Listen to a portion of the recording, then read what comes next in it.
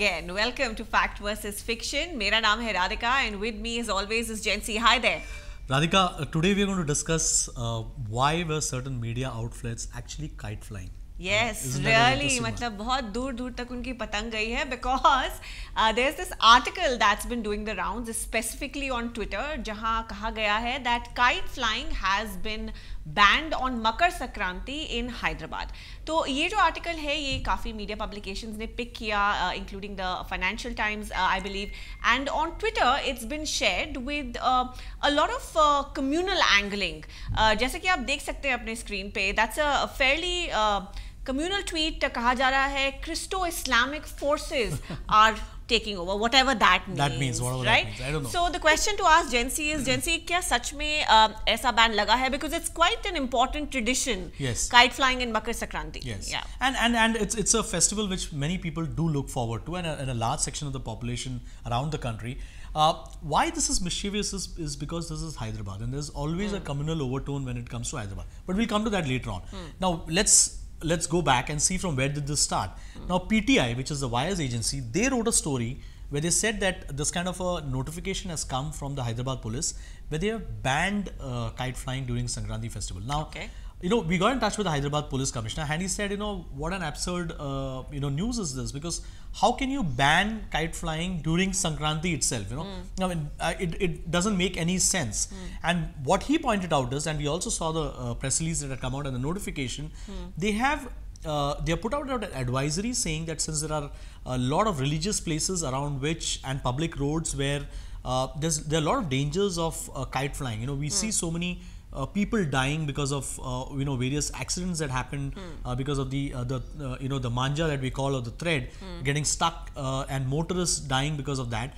They have put they put restrictions on public places where kite flying can be done, which means that you can't be running around on the road on the streets of Hyderabad. There are certain spaces that have been designated, and also religious places. Now they haven't mentioned which religious places, but I am assuming from the notification, taking it at face value, that across all religious places, near those religious places, you cannot be kite flying. And if you see that post, it was more like an advisory also for parents that make sure your kids are not on a terrace that doesn't have a boundary wall, things like that. Really. And we keep seeing these kind of accidents happening. In fact, we know so many such individual cases where kids have fallen off terraces. There are motorists who have died, birds. A large number of birds, also, but that's another problem that cannot be addressed in this. But coming to the point about why there's so much of an anger, the sad part is that people have given a communal twist to it, saying that why in Hyderabad, why only during a Hindu festival, thereby giving a connotation to the fact that because at religious places was mentioned, without giving any clarity, and I guess the police decided to keep it as religious places because it means any, be it a temple or a mosque or a church, and that's the reason why people have gone out, and I could see so many tweets saying that why this has happened only during a Hindu festival. You'll say don't burst crackers during Diwali. Why no kite flying during Sankranti? But the fact is that there is no restriction. You can actually fly a kite. ban kabhi hua hi nahi. So Jency, again the point here being that the headline was misleading. Yes. Because jo article ki copy hai, वहाँ पे I think it was clarified that it's just specific places of worship, and this is what you should be doing and this is what you should not be doing. So what I understand from the story after I read this is the fact that PTI did get the body of the story right. The headline was wrong, which means that whoever wrote the headline actually did not pay attention to the fact that this could be completely misconstrued.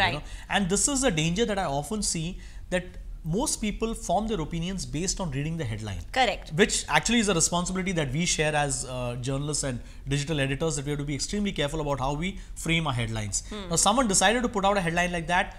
Now PTI's feed would have gone to all the outlets, and they have picked the story. Now this is another unfortunate part.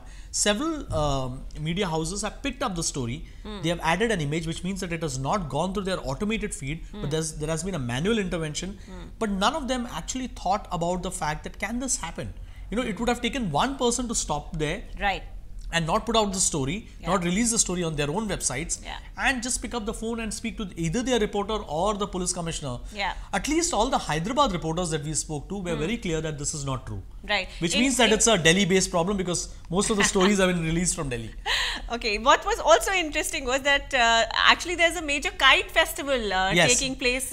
And you know, organized by the Telangana government itself, you know. So why would the government organize a kite flying festival and also give orders to their police to say that, you know, no kite flying can happen? It's a beautiful festival. We were looking at some videos, so you know, go online and catch those videos. But again, to come back to the fact, ये again एक agenda है जो push किया गया है, communal इस misleading headline को एक communal तरीके से present किया गया है. But if anybody had taken the pains to just read that article, even the first paragraph, it would be very clear कि ऐसा कोई blanket ban नहीं लगा है. And what the police had basically done was issue an advisory ahead of the festival.